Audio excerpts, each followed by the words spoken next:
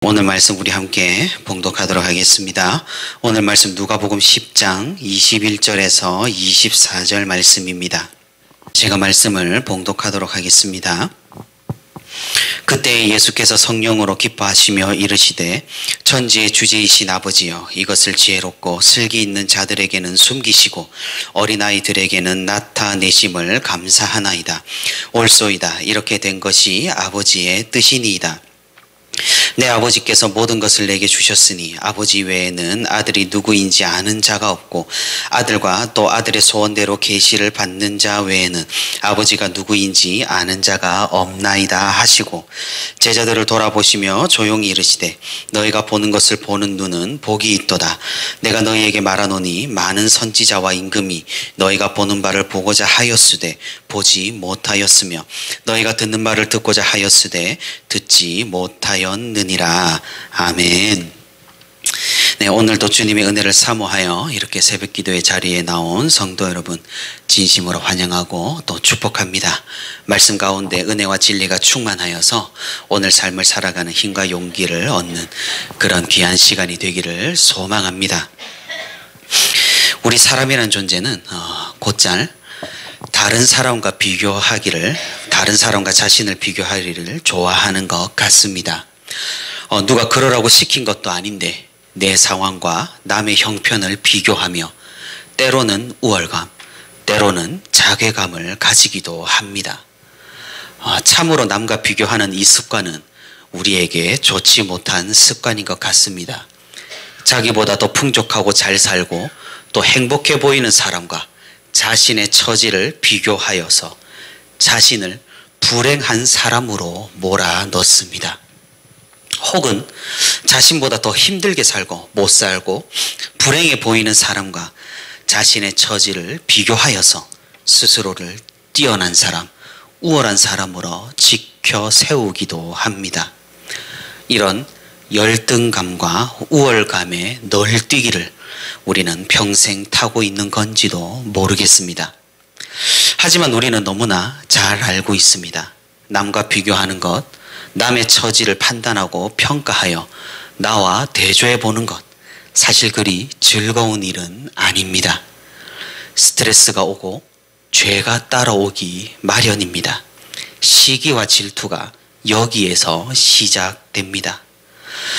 남과 비교하지 않고 스스로 만족을 느끼며 이 세상을 온전히 감사함으로 살아갈 수는 없는 걸까요? 오늘 성경은 우리에게 알려줍니다. 너희가 무엇을 받았으며 무엇을 가지고 있는지를 깨달으라고 말입니다. 그리고 너희가 사는 인생에서, 그 인생에서 하나님의 섭리를 깨닫고 감사함으로 살아가라고 말입니다.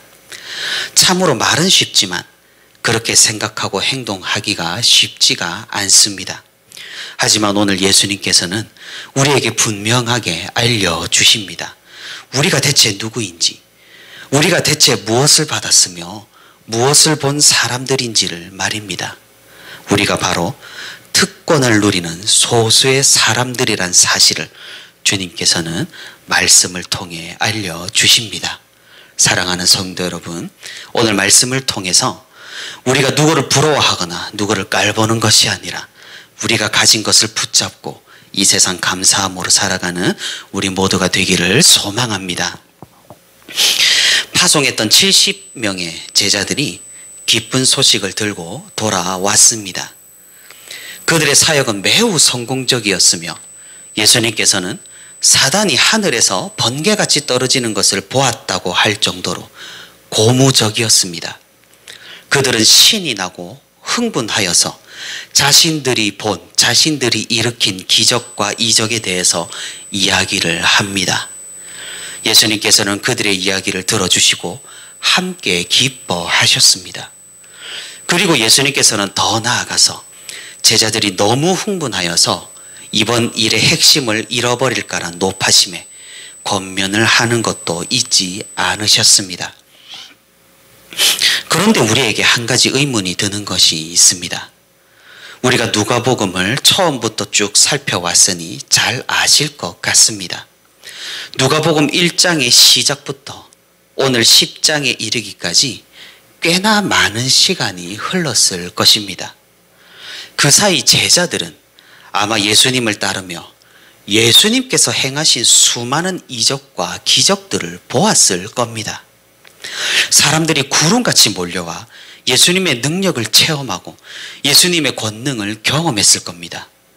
예수님의 그런 능력과 선포하시는 말씀에 매료되어 함께 하기로 결심한 제자들이 아마 오늘 이 70인의 대다수였을 것입니다.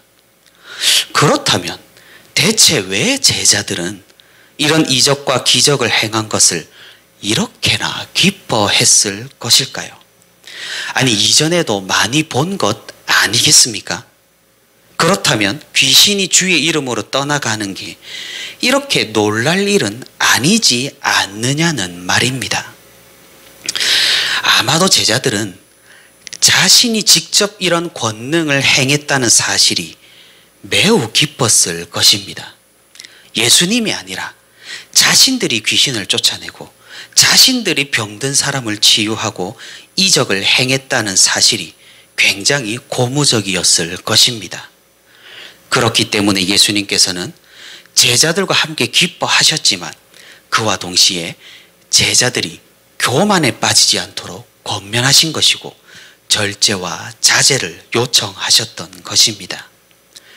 제자들은 알고 있었습니다. 자신들은 별 볼 일 없는 사람들이란 사실을 말입니다. 주님의 말씀을 듣고 주님의 가르침을 따르고 있지만 세상적으로 볼 때 제자들의 위치와 지위는 사실 보잘것 없었습니다. 그 누가 갈릴리 출신의 불황하던 선지자를 따른다고 인정해 줬겠습니까? 우리가 사도 바울의 배경에 대해서 잘 알고 있습니다. 그는 유대교 엘리트 양대 산맥 중 하나인 가말리엘 학파 출신으로 모든 사람의 존경을 받는 사람이었습니다. 그 반면 오늘 말씀에 등장하는 이 70명의 제자들은 어떠합니까? 이들이 내세울 것이 무엇이 있겠습니까? 우리가 잘 알다시피 예수님께서는 사역을 하실 때 끊임없이 바리새인, 사두개인, 율법학자 등 유대교 기득권들, 유대교 학자들의 도전을 받았습니다. 이를 다시 말해본다면, 이를 우리가 다시 생각해본다면 그 당시 인정받고 존경받는 사람들은 예수님을 따르지 않았다는 것입니다. 물론 그들 중 소수는 예수님의 인격과 말씀에 감화되어 몰래 만나거나 뒤에서 몰래 도와준 사람들도 있긴 합니다만 예수님과 함께 했던 사람들은 주로 죄인들, 세리들, 창녀들, 사회 부적응자들이었습니다. 바리새인들이 예수님을 경멸했던 이유 중 하나도 예수님이 그런 부류의 사람들과 함께 식사하며 함께 주무시며 함께 생활한다는 것이었습니다. 그러니 이 70인의 제자들은 무엇 하나 가진 것도 무엇 하나 내세울 만한 것도 없었습니다. 그런데 주님의 말씀을 믿고 주님의 명령을 받아들어 복음을 전하는 사역을 하니 자신의 믿음대로 귀신이 떠나가고 자신의 선포대로 병이 낫는 기적을 행했던 것입니다. 제자들이 왜 이렇게 들뜨고 신이 나고 기뻐서 흥분했는지 우리는 이렇게 이해를 해볼 수 있을 것 같습니다. 예수님께서는 이런 상황에서 하나님께 감사를 드립니다.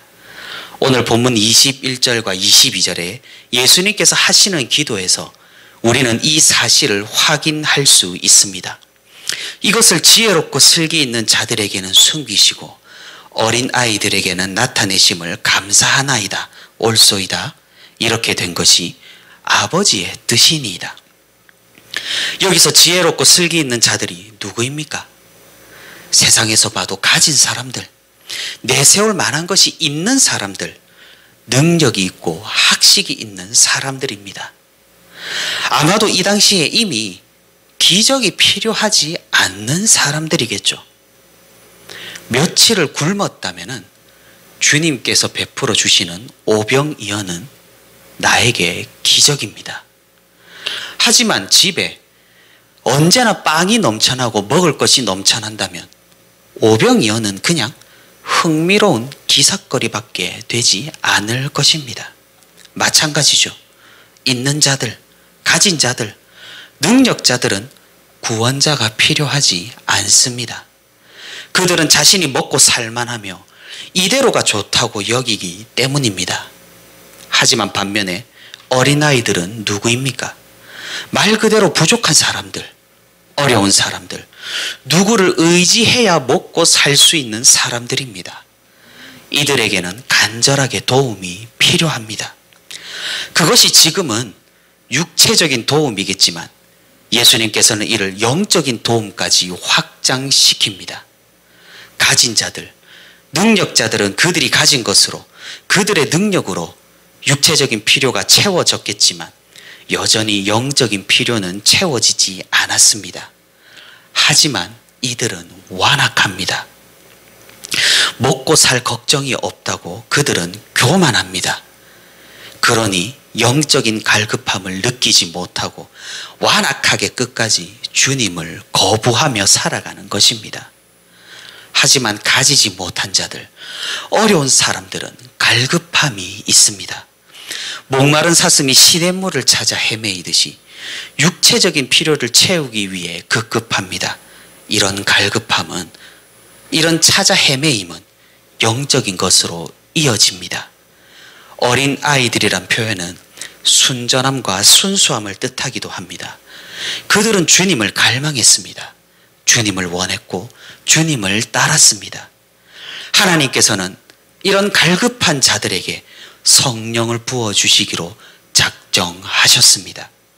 능력이 있어, 많은 것을 가지고 있어 하나님을 거부하고 주님을 부인하는 자들이 아니라 오히려 부족한 사람들, 어린아이들, 주님을 간절히 찾는 사람들에게 나타나시기로 선택하셨습니다. 비록 부족했지만, 능력이 없었지만 이 70명의 제자들은 예수님이 누구신지, 어떤 분이신지 분명히 듣고 보고 경험하고 자신이 직접 체험했습니다. 예수님께서 진정 하나님의 아들이시고 예수님을 통하여야만 하나님께 갈 수 있다는 사실을 몸소 경험할 수 있었던 것입니다. 사실 믿음을 가진다는 것 자체가 기적입니다. 2000년 전 한 이스라엘 청년이 로마에 의해 처형을 당했는데 그 사람이 죽었다가 다시 살아나고 하늘로 올라가고 다시 온다는 약속을 했다는 것이, 그리고 그 사람이 우리를 구원한 메시아라는 사실을 믿는 것부터가 이미 낭설입니다.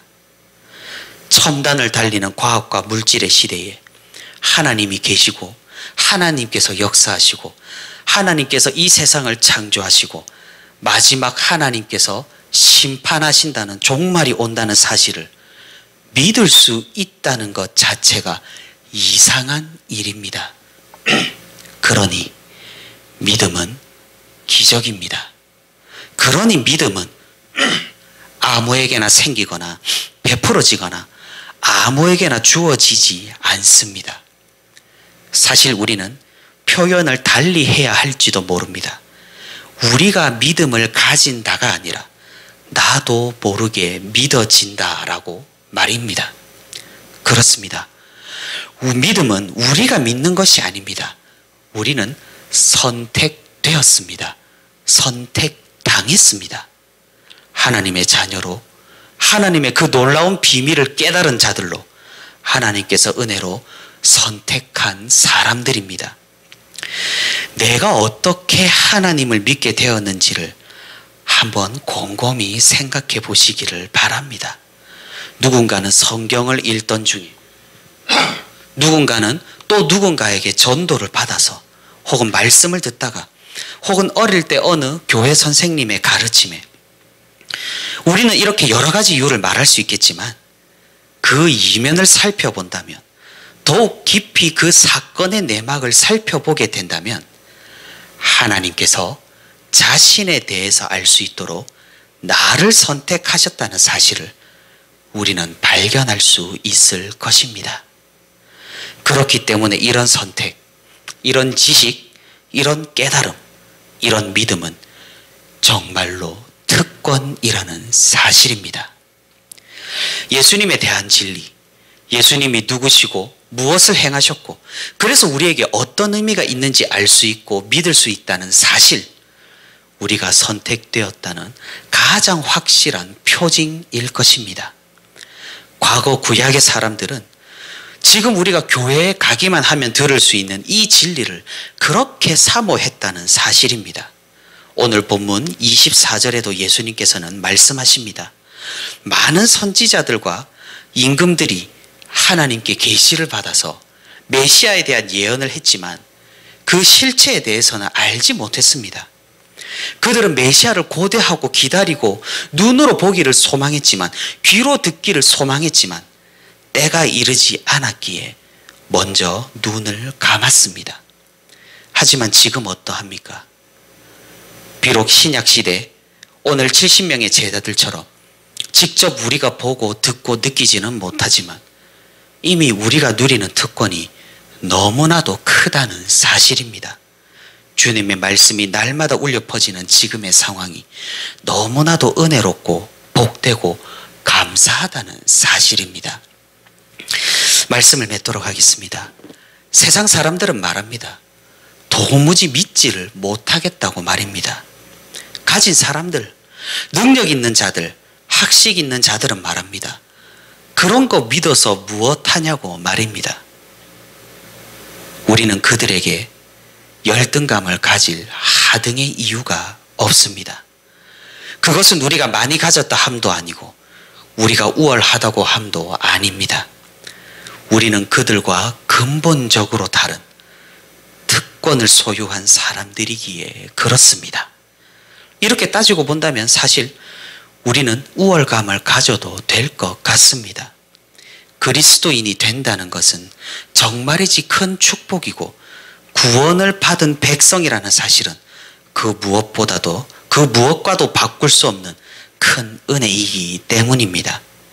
그러니 우리는 남들과 비교하는 것을 하찮게 여길 수 있습니다. 이 특권을 가진 우리, 본질적으로 다른 하나님의 선택을 소유한 우리는 이 세상의 가치로는 감히 측량할 수도 가늠할 수도 없는 그런 위치에 있는 사람들입니다.